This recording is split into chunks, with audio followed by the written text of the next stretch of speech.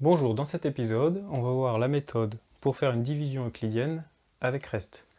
Donc normalement c'est du rappel, c'est des choses que vous avez vues en primaire et en sixième. Donc première division qu'on va essayer de poser, c'est celle-ci, 40 divisé par 3. Donc déjà la manière d'écrire ça, 40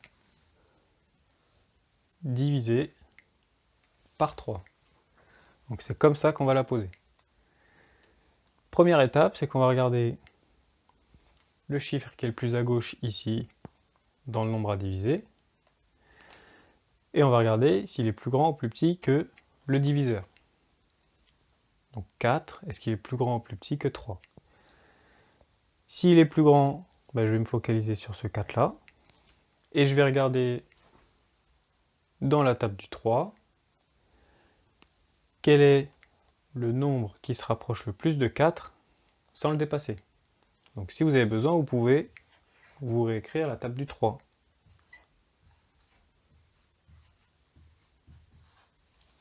Et vous allez chercher celui qui se rapproche le plus de 4 sans dépasser 4. Donc ici, ça va être 3, parce que si je passe au 6, j'ai dépassé 4. Donc 3, c'est en faisant 1 fois 3. Donc je vais écrire 1 ici, le 1 de 1 fois 3. Mon résultat, c'est 3, donc je vais l'écrire en dessous de 4. Et je vais maintenant devoir faire une soustraction. 4 moins le résultat que j'ai trouvé ici, 4 moins 3, ça me donne 1. Une fois que j'ai fait ça, le 4 je l'ai utilisé, donc je vais descendre le chiffre qui arrive après. Ici c'est le 0. Et maintenant je vais regarder par rapport au 10, quel est le nombre dans la table du 3 qui se rapproche le plus de 10 sans le dépasser. Ici c'est 9, et 9 je l'ai obtenu en faisant 3 fois 3. Donc c'est en faisant 3 fois 3 que j'obtiens 9. Donc 3 fois 3, 9. Et je fais ma soustraction, 10 moins 9. Le résultat, c'est 1. Du coup, ici, ma division avec reste est terminée, parce que mon reste est plus petit que le diviseur 3. Donc là, je sais que j'ai fini. Mon résultat, c'est 13, et il reste 1. Donc en fait, je vais avoir 13 fois 3 plus 1, qui est égal à 40. Le 13, c'est ce qu'on va appeler le quotient. Le 1, c'est ce qu'on va appeler le reste. Alors, en deuxième exemple, je vais essayer de faire la division 1564 divisé par 6. Donc pour ça, j'écris la division posée. Et je vais suivre ma méthode. Je regarde le premier chiffre ici, 1. Alors, est-ce que 1 est plus grand ou plus petit que 6? Ici, il est plus petit, donc je ne vais pas pouvoir seulement utiliser le 1. Il va falloir que je regarde 15, c'est-à-dire le nombre qui est formé par les deux premiers chiffres ici.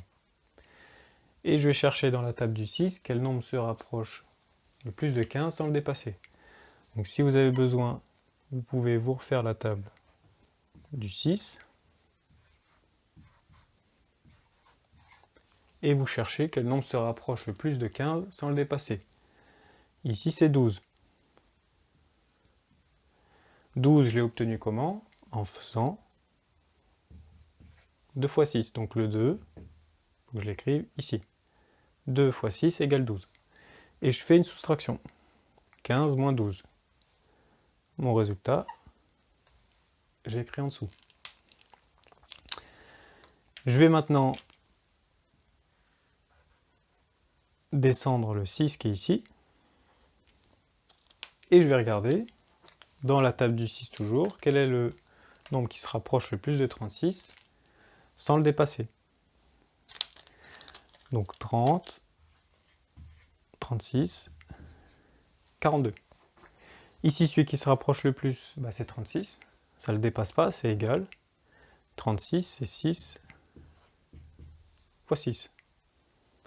Donc moi, je vais faire moins 36. Et pour ça, j'ai fait 6 fois 6. Donc je rajoute un 6 là. et je fais mon calcul. 6 fois 6, 36 moins 36 égale 0. Il me reste le 4 à utiliser. Donc je descends le 4 et je vais regarder dans la table du 6, quel nombre se rapproche le plus de 4 sans dépasser. Alors si je vais directement à 1 fois 6, ça me donne 6. Donc j'ai dépassé, donc en fait ça va être 0 fois 6, qui vaut 0. Donc je vais soustraire 0 à 4, et ce 0, je l'ai obtenu en faisant 0 fois 6. Donc ici, il faut que je mette un 0. Je fais ma soustraction, et il reste 4. Donc ici, le quotient c'est 260, et le reste c'est 4. Donc 6 fois 260 plus 4, ça sera égal à 1564.